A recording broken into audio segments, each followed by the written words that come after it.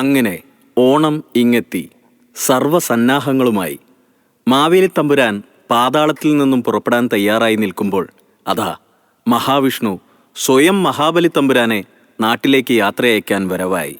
അദ്ദേഹം മാവേലിയോട് പറഞ്ഞു, നാട്ടിലെ വിശേഷങ്ങളുടെ ഒരു സ്നീക്ക് പീക്ക് നോം തരാം, ഇത് കണ്ടുകൊള്ളുക. വരൂ, ഇത്തവണ നാടകവും പൊടി പൊടിക്കും എന്നാണ് കേട്ടത്. ഒന്ന് പോയി നോക്കാം.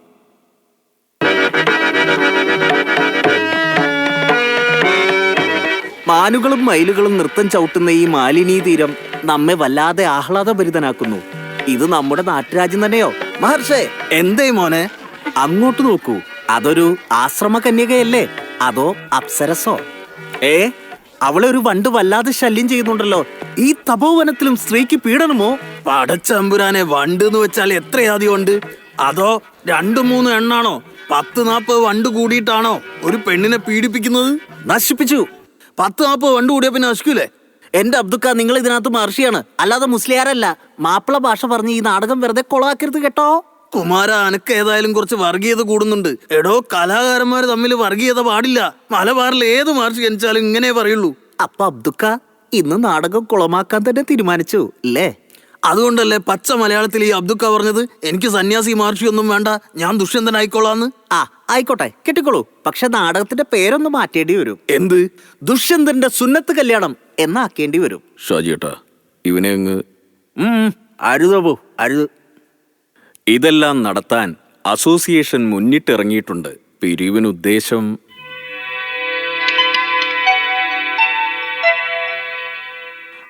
അർഷാദെ, നമുക്ക് ആ തള്ളയെ എങ്ങനെയെങ്കിലും ഒന്ന് കറക്കിയെടുക്കണം. ഫുവാദിക്കയ്ക്ക് ഇത്രയും പ്രായമായതുകൊണ്ട് കുഴപ്പമില്ല, നല്ല ചേർച്ചയായിരിക്കും. പറയുന്നത് മുഴുവൻ അങ്ങോട്ട് കേക്ക്. ഓണം പരിപാടി വരുന്നുണ്ട്, ക്യാഷ് കുറച്ച് പൊട്ടും. തള്ളയെ വളച്ച ഒരു സ്പോൺസർഷിപ്പ് ഒപ്പിക്കാം. എന്താണ് ചങ്ങായി? ഏത് തള്ളമാരെയും വീഴ്ത്താൻ പറ്റിയൊരു നമ്പർ എൻ്റെ കയ്യിലുണ്ട്. ഇക്ക ടെൻഷൻ അടിപ്പിക്കാതെ കാര്യം പറ. മുത്തശ്ശി എന്ന് വിളിച്ച് നമ്മൾ അങ്ങോട്ട് ചെല്ലുന്നു. മുത്തശ്ശിക്ക് നമ്മുടെ ചത്തുപോയ മുത്തശ്ശിയുടെ അതേ ചായയാണെന്ന് അങ്ങ് കാച്ചുന്നു. അതിനവർ ചായയും കാച്ചിക്കൊണ്ട് വന്നാലല്ലേ പറ്റൂ. ചായ ചളമാക്കാതെ പോടേ ഇക്ക പറയിക്ക. അതായത് നമ്മളെല്ലാവരും കൂടെ അങ്ങോട്ട് പോകുന്നു, തള്ളയെ വളയ്ക്കുന്നു. അതെ, നമ്മളെല്ലാം കൂടെ പോയാൽ ശരിയാവൂല. ഇപ്പോഴാണെങ്കിൽ തള്ള തനിച്ചാണ്. വേറെ ആരെങ്കിലും വരുന്നതിന് മുമ്പ് തള്ളയെ ഓടിച്ചു മടക്കി ചാക്കി കയറ്റണം. ഇക്കാക്ക് അതിനുള്ള കഴിവുണ്ട്. ഇക്ക പോയാ മതി. അയ്യോ എന്റെ ദൈവമേ!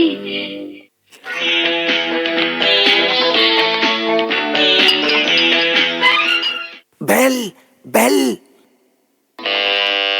ഞെക്കിപ്പിടി.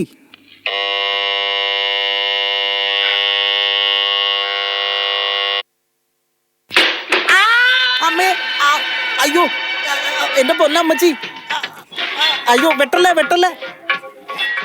എടേ വിട്ടോടേ. അർഷാദേ, ഓടിക്കോടാ.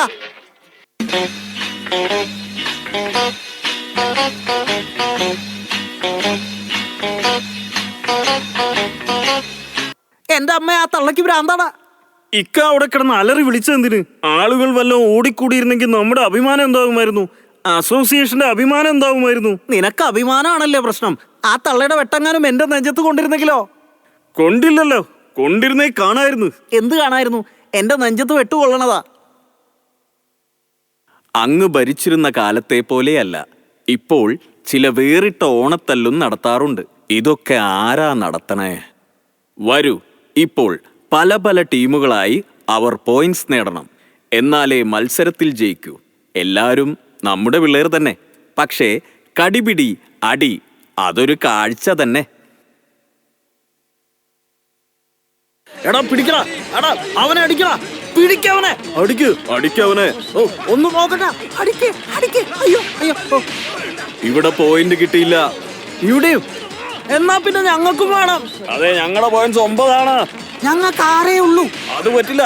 അങ്ങനെയാണെങ്കിൽ 7. ഇത് കളിക്കണം. അതെ, ഒരു ഫോട്ടോയിൽ ചെറിയൊരു മായം. നാറ്റിക്കരുത് പ്ലീസ്. പറ്റില്ല, നിങ്ങൾ ഇനി വേണ്ട, നീയൊക്കെ തീർന്നടാ.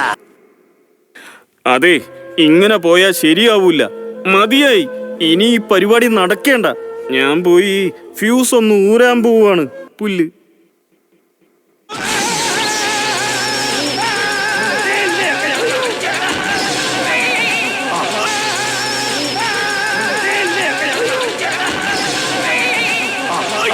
എന്റെ പിള്ളേര്. ഞാൻ പോയി അവരെ രക്ഷിക്കട്ടെ. അതെ സുഹൃത്തുക്കളെ, അങ്ങനെ നമ്മുടെ അലിമിനി ഇതാ ചരിത്രത്തിൽ ആദ്യമായി മാവേലി തമ്പുരാനെ നേരിട്ട് സ്റ്റേജിൽ എത്തിച്ചിരിക്കുകയാണ്.